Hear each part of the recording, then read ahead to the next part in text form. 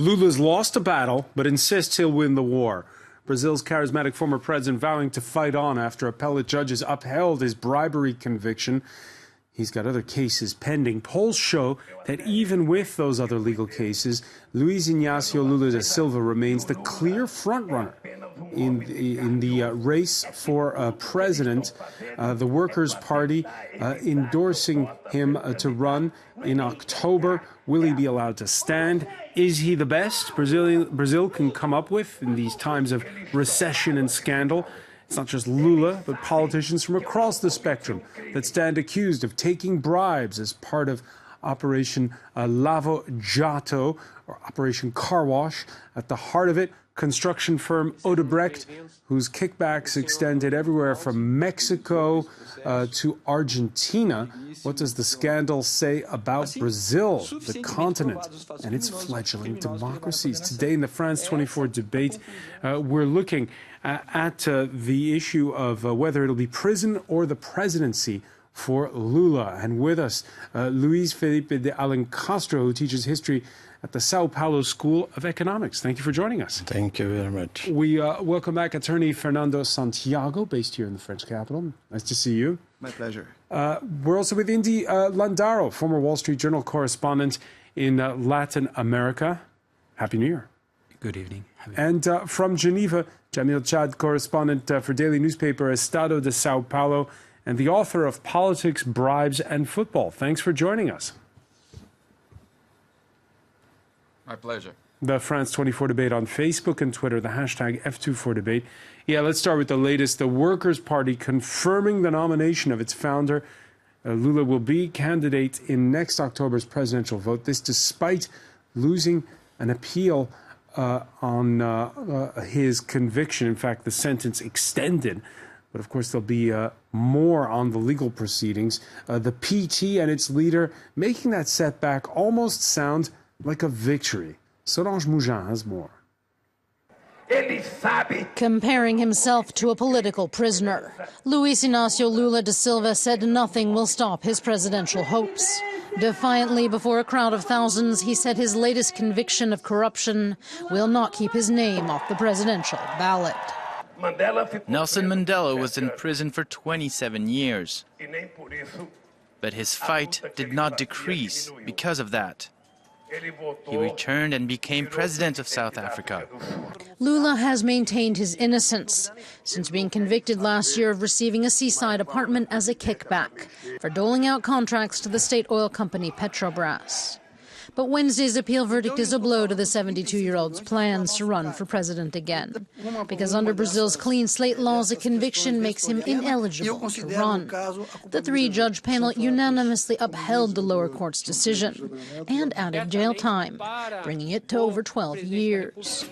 Lula has vowed to continue fighting the verdict and the 6 other corruption cases against him, much to the joy of his supporters.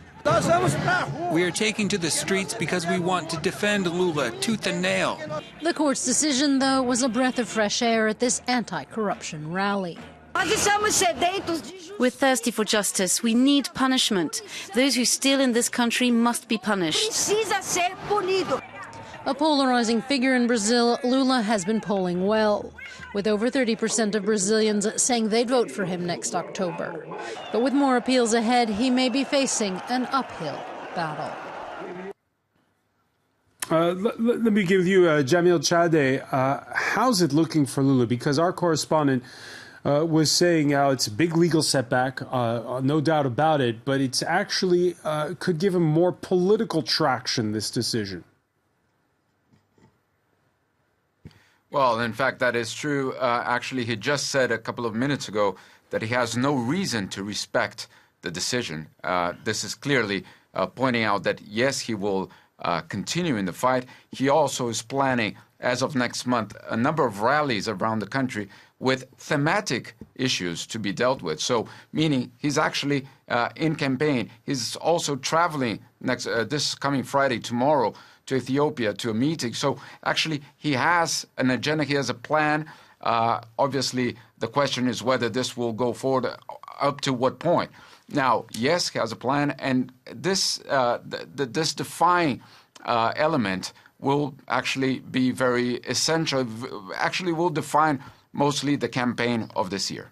Yeah, and of course, as you say, the question is whether or not he'll be allowed to run. Should he be allowed to run? Luiz Felipe de Alencastro. I guess there's 3 points. First, the political future of Lula himself. Second, of his leadership. It's not the same thing, because even in jail, he will have a very strong leadership.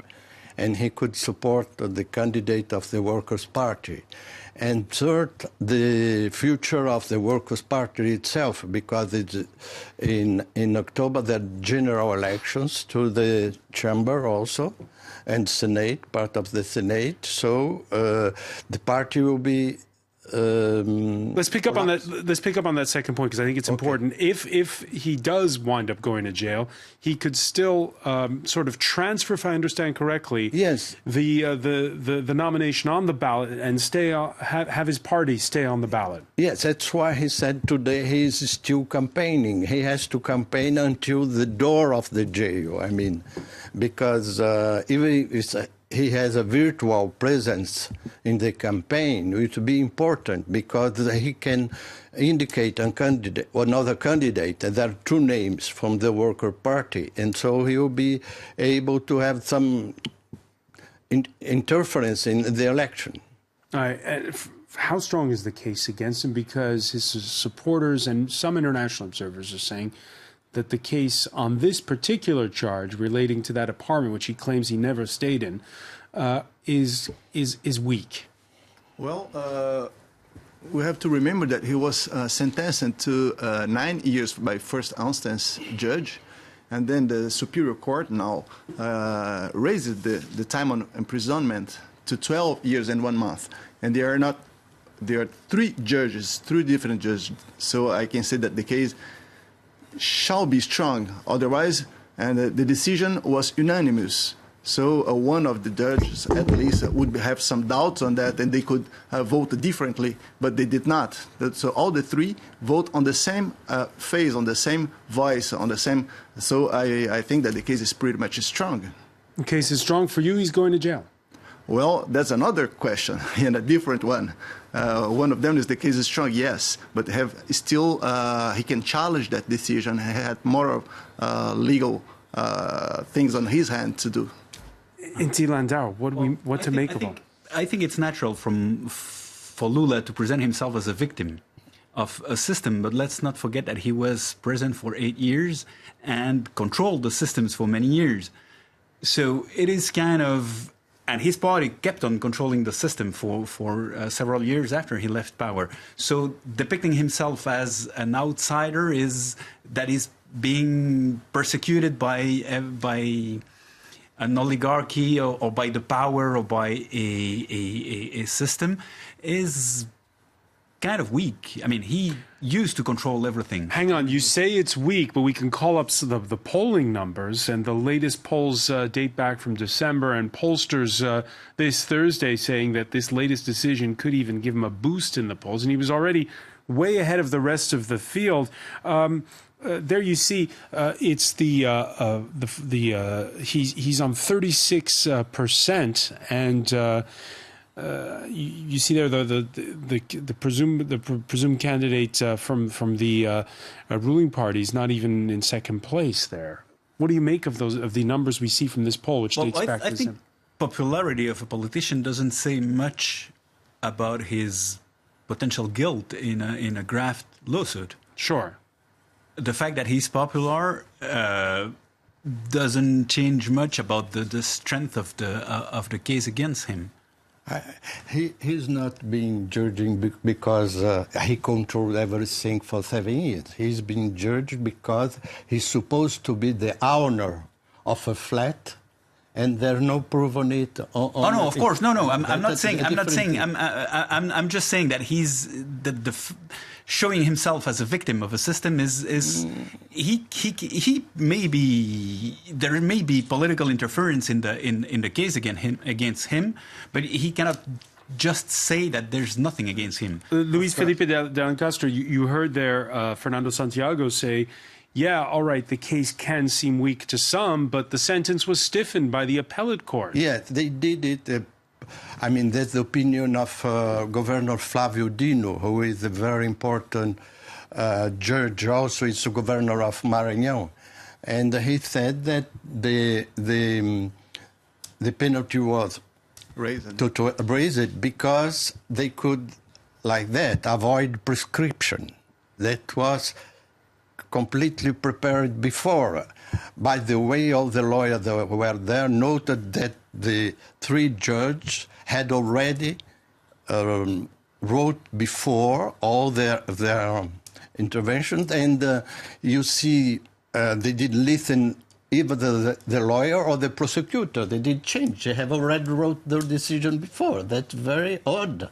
All right, so the argument is on over how impartial the judges were. Let's listen to Brazil's current president. The center writes, Michel Temer. He so far is not running.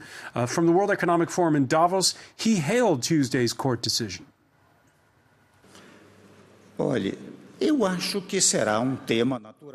I think corruption is a natural topic of discussion. There's a hard ongoing fight against corruption in the country. But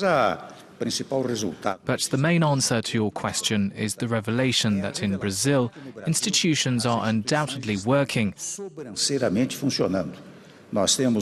We have an absolute separation of powers, each and every one of them exercising their activities freely and independently. Jamil Chade, institutions are working?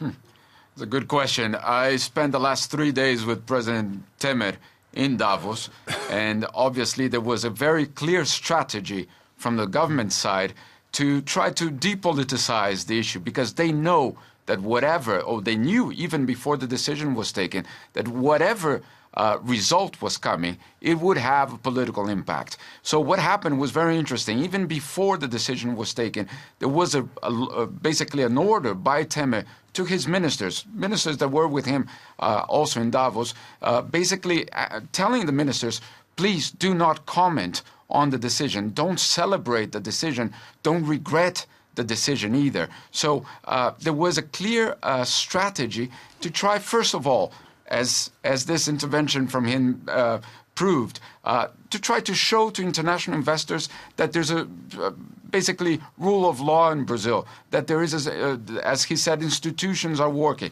So this is in one side. On the other side, not getting into the debate meant also that he was trying, at least that's what the government is trying to do, is to avoid Lula to use this as a political tool, to avoid creating a victim. So this is a strategy. By no means I'm saying I agree with not, but this is what we saw for the last 3 days in Davos, with a very, very concerted action between Temer himself, but also the ministers who were, in a way, having talks with investors, with us, obviously the press, but having a role to play in the sense of trying to assure to investors, to businessmen, and obviously to leaders in Davos that rule of law in Brazil is working. I was going to say, Jamil, it's was obviously Jamil, I was going to say, was he convincing? Was President Temer convincing to his audience? What do they make of what's going on in Brazil right now in Davos? Well, for business leaders, what we heard, CEOs of many companies, they were asking basically for a continuation of the current economic policy. But all of them, absolutely, everyone we talked to, were saying, well, actually, the elections are still considered as a risk. We don't know what is still going to happen. I spoke to the president of the forum, of the Economic Forum, and he said, yes, it's a question mark. So, yes, investors are looking back to Brazil. The economy presumably will grow 3% this year. That's what the government promises, at least. But at the same time, they're saying, yes, maybe the recession is over, but how will all this play in the political scene? Honestly, I cannot say what will be 2018 in Brazil, but obviously they're all watching the political setting. All watching it, and when you listened there to Michel Temer, what was your reaction, Luiz Felipe de Alencastro? I mean, he's in Davos now, and Brazil was very isolated. Everyone tells that. And the only chief of state he thought, it was the prime minister of Harare from Lebanon, from the country of his father. He had an important meeting at all. I guess the international community, every international leader had avoided to go to Brazil. They go to Argentina, they go to Colombia, Chile, Uruguay. They just turn around, don't go to Brazil, Tatiana, you and many others.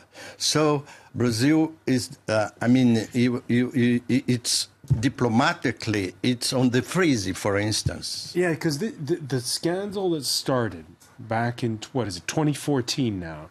We're now in 2018, Fernando Santiago, and there's the sense that the whole of the political class in Brazil is tainted. Yes, and probably it is, because this Operation Car Wash is kind of cleaning up, as its name says, the political practice in Brazil, and they are touching everybody from the right as from the left. And because the left was in power before, and by the way, the law that probably will impeach the fact that Lula can run for president now into this year was promulgated by him in 2010. So he's going to try to contest a law that at the time was made for the guys from the right, so they could not pretend to run for any political courses, maybe. And now he will try a little bit of his own measures that he put back in Brazil. So what I say is that all the political classes from the right or from the left, they are indeed touched by that. Yeah, and we're going to ask when we come back our panel whether there's light at the end of the tunnel for this investigation and for the various scandals that have unraveled as a result. Stay with us. You're watching the France 24 debate.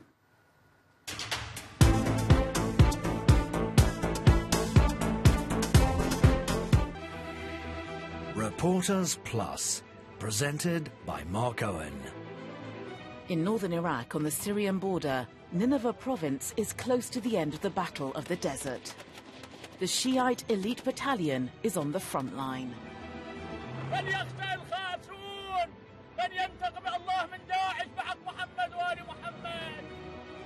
مو بس شرط الشيعة أو السنة أو المسيح أو أي إنسان واجب عليه نحمي، أي إنسان الله خلقه بهذه الأرض واجب عليه نحمي، نخليه يعيش بأمان وسلام. Their goal now is to finish the bitter 3-year war against the Islamic State organization and prepare for the aftermath, which will be no less difficult. Reporters Plus on France 24 and France24.com. My name is Jessica Saltz and I'm the Berlin correspondent for France 24. You can find my coverage of German news from here in the capital and beyond on France 24's news programmes and also online at France24.com. Jessica Saltz, one of the 160 France 24 correspondents around the world. Revisited, presented by Stuart Norval. On June the 5th, 1967, the Israeli army invaded Egyptian Sinai, unleashing a war that would change the face of the Middle East. During the Six-Day War, Israel took rapid possession of the Golan Heights, the West Bank and the Old City of Jerusalem, holy sites for Jews, Muslims and Christians alike. It's a stranglehold that the Israeli authorities have maintained to this day. The Temple Mount and the Western Wall will forever remain under Israeli sovereignty. 50 years later, East Jerusalem still symbolizes the ascendancy of Israel, whose settlements policy has created tensions which are as strong today as ever and make the atmosphere in Jerusalem unique in the world. Revisited on France 24 and France24.com. Welcome back. Before we resume the France 24 debate, some of the stories Laura Cellier is watching for you in the newsroom. She's watching floodwaters, which are continuing to rise. More heavy rain this Thursday. The Paris suburbs particularly hard hit. By its peak on Saturday, the River Seine expected to reach its highest level in the capital since 1982.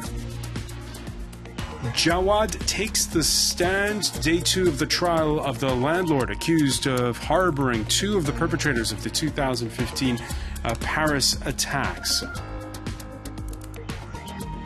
Turkey warns the United States it faces a potential clash if it doesn't drop support for Kurdish YPG fighters. You'll see our report at the border on day 6 of Ankara's offensive in Afrin province in Syria. Donald Trump touching down in Davos. The U.S. president says he's bringing peace and prosperity to the World Economic Forum. Trump meeting with the UK and Israeli prime ministers ahead of his big speech on Friday. Our own Stephen Carroll will have a live update.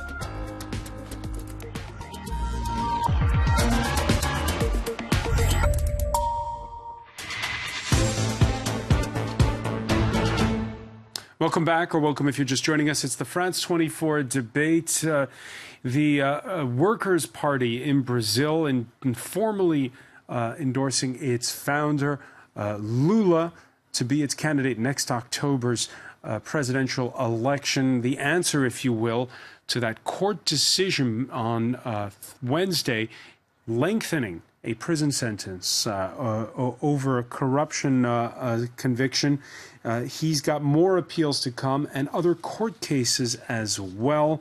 With us to talk about it, Luiz Felipe de Alencastro teaches history at the Sao Paulo School of Economics. Welcome back. Welcome back as well to attorney Fernando Santiago.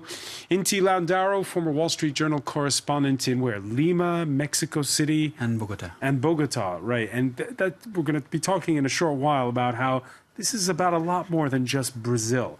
And with us as well, Jamil Shad. He is in Geneva, correspondent for Brazilian daily newspaper Estado de Sao Paulo, and the author of Politics, Bribes, and Football. Welcome back to all of you. Inti Landaro, just for people who don't follow Brazil very closely, the name Lula is associated with those boom years, right, that you had in Brazil, and the country which had this incredible growth. It was the bee and bricks Brazil under him. He did. The country did very well during the years of he was in power, and the years before with Fernando Henrique Cardoso, and but unfortunately. Reality bit, and what people realized is that at the same time as you had that prosperity, that the country was well managed and the economy was booming, there was some interference between business and politics that was spreading through the Brazilian society. Jamil Shadi, let me ask you: when things were going well, did you have the sense that Brazil's democracy's arrived? It's now we're on par with other developed nations' democracies. Well, me personally, I was a little bit skeptical because I don't believe that there are shortcuts for development. It is a long run. Yes, those years were absolutely solid. And they had a very good impact, including in not transforming Brazil into an isolated country, as Professor Alencastro mentioned, the reality today. So they had a role to play. The question was whether it was sustainable or not, whether this was based on consumption and, for example, exports of commodities or on productivity. So these questions were not touched during those years, and perhaps we didn't use them in the right way. We didn't use those boost years basically to try to transform the country into a more productive place. Now, having said that, it is absolutely true that we have a very different situation today, as Professor Alencastro said. Just adding to the meeting in Davos, yes, Hariri was with Temer, but there was also another meeting with the president of Angola, and you think, well, maybe there's a cooperation there. No, Angola was asking basically for money because they were cut from the loans of the public bank in Brazil. So it was not actually a positive meeting either. As Professor said, many leaders going to Latin America and skipping Brazil. And here at the UN in Geneva, we see absolutely the same thing.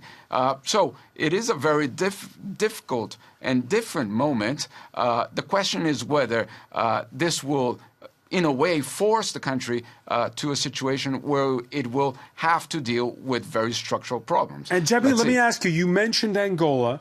Angola and Brazil have something else in common besides being former Portuguese colonies. Both countries have links to this construction company, Odebrecht, which is at the center of it all, it seems. What is it about Odebrecht? Well, Odebrecht is the company that actually, in a way, forms a pillar of all this scandal.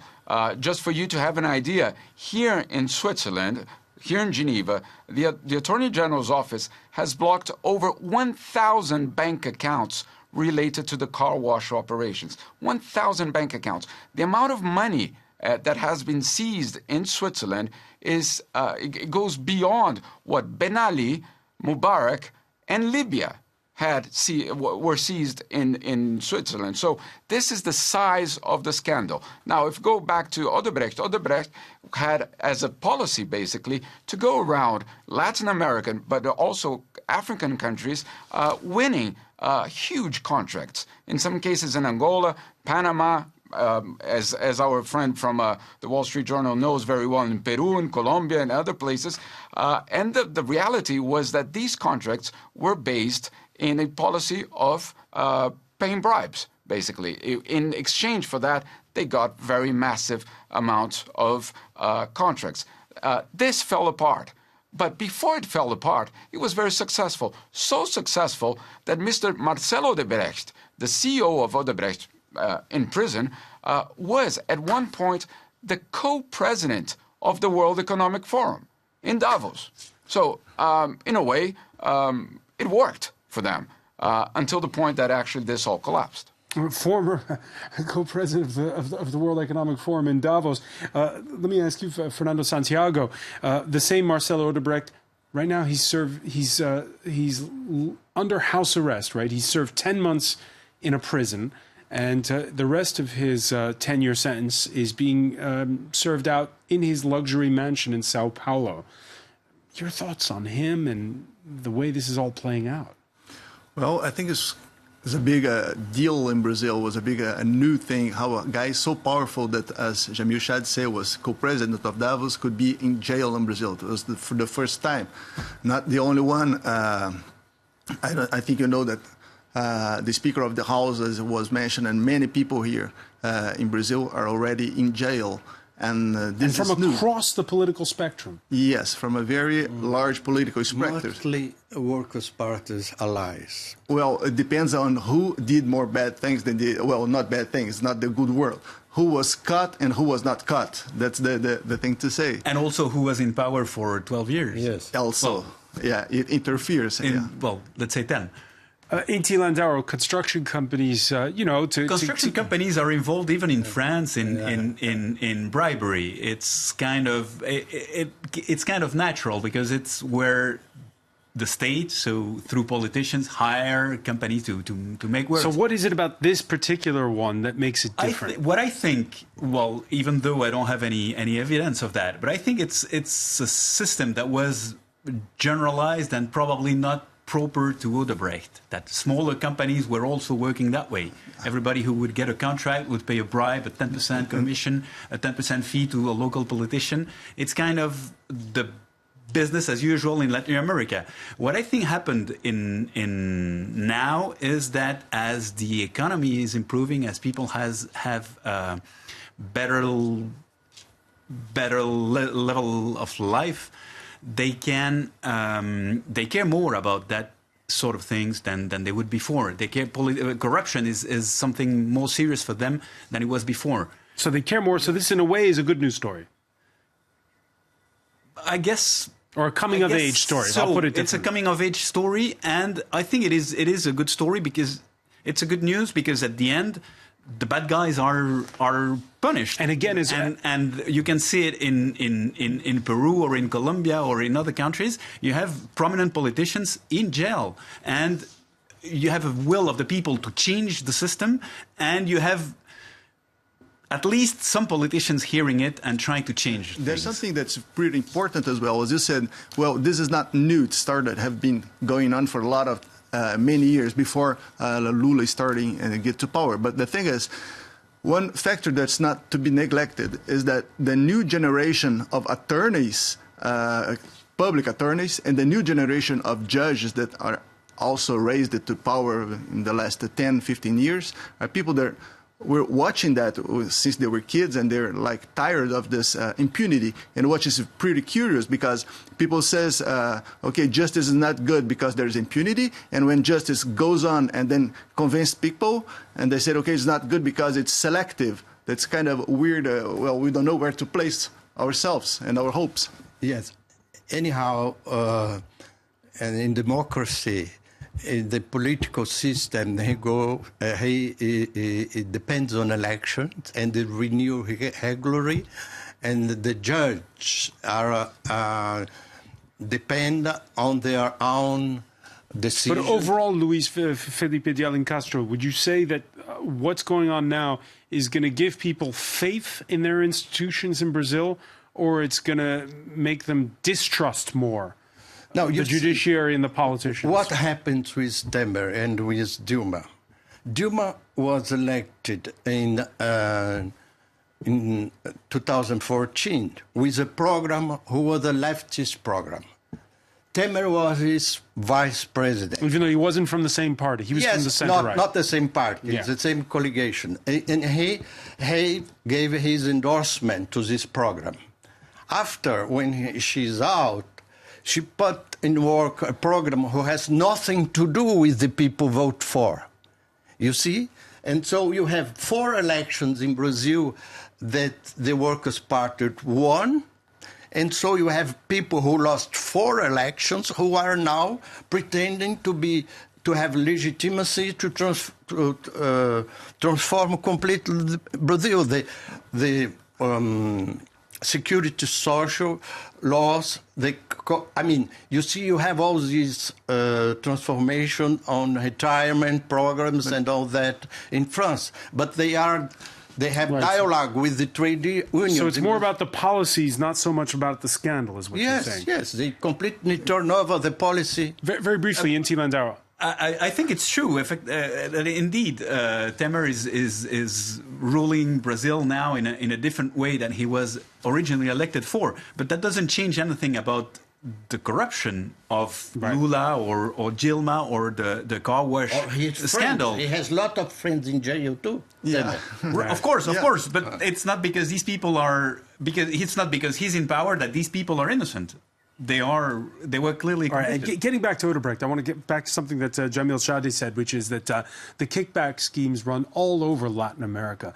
A former Guatemalan presidential candidate was detained at Miami airport Saturday under an extradition request, and that's just the latest person to fall. We can call up for you the map that shows that really it's everywhere from Mexico and the Dominican Republic all the way down to the bottom of South America, where there are some form or another. This construction company has its fingers in allegedly illicit pies. Jamil Shadi, your thoughts on this? Well, this is a major story because it actually questions democracy in Latin America. It questions the rule of law. I'm not talking about Lula's trial. I'm talking about the fact that public contracts, politicians, elections, the finance aspect of elections were in a way interfered by a private company. A private company that gained so much space that actually it could basically choose which public works it would do and do you agree with Inti Landau's just for you to have an idea. Yeah, go ahead. Sorry, just for you to have an idea of the dimension of this. They had a secret computer server here in Geneva where they kept all this information.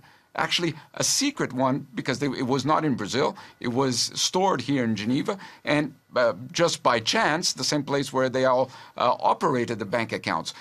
Not only here, but I've been to Andorra, I've been to Spain, other countries where they actually operated this scheme, and it was highly, highly professional. It was not, well, let's pay this amount to this guy or that amount to that guy. No, they had a regular payment schedule for politicians Jamil, all over Latin America and Africa. Jamil, do you agree with the premise of Inti Landaro that, in fact, Odebrecht is just acting the way all companies acted in the old, under the old practices of all the companies? It's just that this happened to be a bigger and more successful company. Yes, but with the element of the professional, let's say, management of this payment of bribes. This is what Odebrecht had that the others perhaps did not have in such a sophisticated way. It was so sophisticated that actually Odebrecht was one of the last companies to be caught in the scandal. Many others were caught before Odebrecht. Because why? Because they couldn't trace the entire money track. The way they did was so sophisticated that actually it made it very difficult for the car wash operation to reach them. When they did, what we saw was that in Peru, in Colombia, in Panama, in Brazil, elsewhere, politicians were very much linked to the situation. And there was one element that was very interesting about Odebrecht in these several countries. The payments of bribes had no ideology, had no political party, let's say, tendency. It went to the government. It went to the ones in power, no matter who they were. They wanted the contracts. They wanted the possibility of working there, and they got it. It's true. In Peru, they basically, as time goes by, you realize that actually all politicians in all elections, both sides of the politicians, were taking money from Odebrecht. I was going to ask you. The Pope mentioned Odebrecht by name during his visit there the past week. He said with scandals tying both the current president Pedro Pablo Kuczynski and one of his predecessors who he just pardoned, Alberto Fujimori, Pope Francis saying that the company itself is, quote, only a small part of the problem. And he said, what's happening to Peru that when one stops being president, you get imprisoned? Well, in the case of Fujimori, he has an alibi. He was in jail. But for corruption, so he isn't related directly to the Odebrecht scandal. And I remember Odebrecht entered in Peru after Fujimori had left power. But what do you think of the Pope's words about this? Saying that he's clearly saying there's something that's fundamentally going wrong in Latin America. Yes, and I think what is true also. What is true also is that the courts, the prosecutors are working better than they did before. Jamil Shadeh? Well, first of all, what the Pope is saying is basically the fact that you have a system. I'm not sure it's over. Actually, I'm quite sure it's not over. You have a system where the private sector and governments, at one point, they are mixed in a very, I would say, negative way for democracy. I'm not talking about Brazil. I'm talking basically about the system that was built in Latin America, where you still have the power being privatized by a group that comes into power. It's our turn now, let's say, in a way. In many countries in Latin America, you see this behavior. As soon as you get into power, there's a chance of, let's say, channeling funds either to your party or to yourself. What we saw here in Switzerland was that Switzerland started to cooperate with many of these Latin American countries, and they found a very similar pattern, and not only related to Odebrecht, but coming back to your other question, to many other companies of other sectors, pointing out to the same direction, which is you can buy basically your influence into the government. And this was very clear in many of the conclusions of the investigations, again, not related to Brazil, but basically to Latin America. Finally, just to complete on the car wash and the entire scandal, it is so big, it is so, the impact is so huge that even here in Switzerland, they are in the third phase of the Lava Jato, of the car wash in Switzerland, which is to investigate their own banks. No, wait a second. Are you saying that this had a complicity with the banks? Obviously, at one point the banks were questioned. But now what happens is the Attorney General of Switzerland is actually going after the banks in Switzerland because of this scandal. Meaning, this is not over. And honestly, I think we're going to have a couple of surprises still on the way. I get back to the question before we go about whether or not all of this is going to make people more involved in their institutions in Brazil, whether new faces are going to emerge that aren't tainted by these scandals, or whether people will just be turned off by politics. Yes, you just remember the poll you showed before. The candidate from the center-right, the party of Cardoso, is in third position. So they lost 4 elections, and now that everything should be good to them, they are in third place. So I think they are going to change the political system. They are going to walk through a system like a semi-presidential system, like in France, to have just a president elected by the whole country, but the government will be done by the Congress, like as now.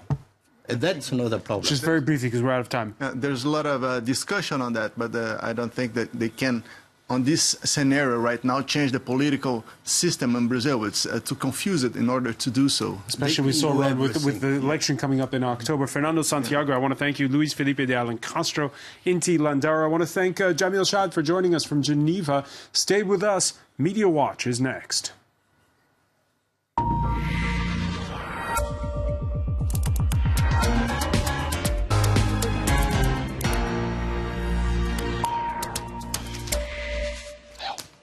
Brushing up on his Portuguese is James Creed. How are you? Not too bad, thanks, Francois. Just a quick look at some of the headlines in the Brazilian press about this, starting with Isto magazine, which is quoting him here last night in Sao Paulo. This quote saying, "It is the people of Brazil who have been sentenced." So they've taken that as their headline. Also in that speech to his supporters, he compared himself to Nelson Mandela, who was in prison before being elected president. Of course, he is still standing for elections this October. And he claimed that there's a pact between the judiciary and the media to get the Workers' Party out of power. So that's their coverage of the initial reaction yesterday. O Globo is looking at the legal options that Lula has, where he will be appealing to 2 courts in Brasilia, I guess the High Court and the Federal High Court, I think the translation would be, and this over the next 2-month period. And these courts will decide if it is a sentence, a suspended sentence, etc. So they're just looking at the legalities, if you like. Meanwhile, CBN Radio has been looking at the market reaction. There was a 3.7-point boost to the markets, really?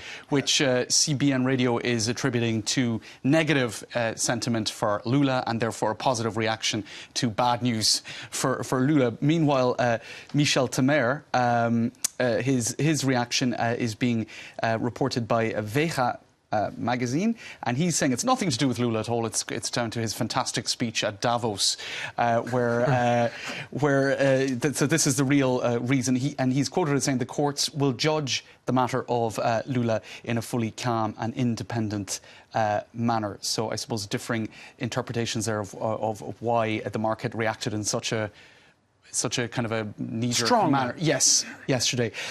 Just a quick look at how Twitter has been reacting. There were something like 811,000 comments in an 18-hour period on social media. So it really got Twitter users in Brazil reacting in a strong way. And this hashtag for anti-Lula sentiment was sort of gathered together with Lula in prison. And I'm not in a position to be sifting through those tweets, but certainly there was a lot of people getting online and commenting on that.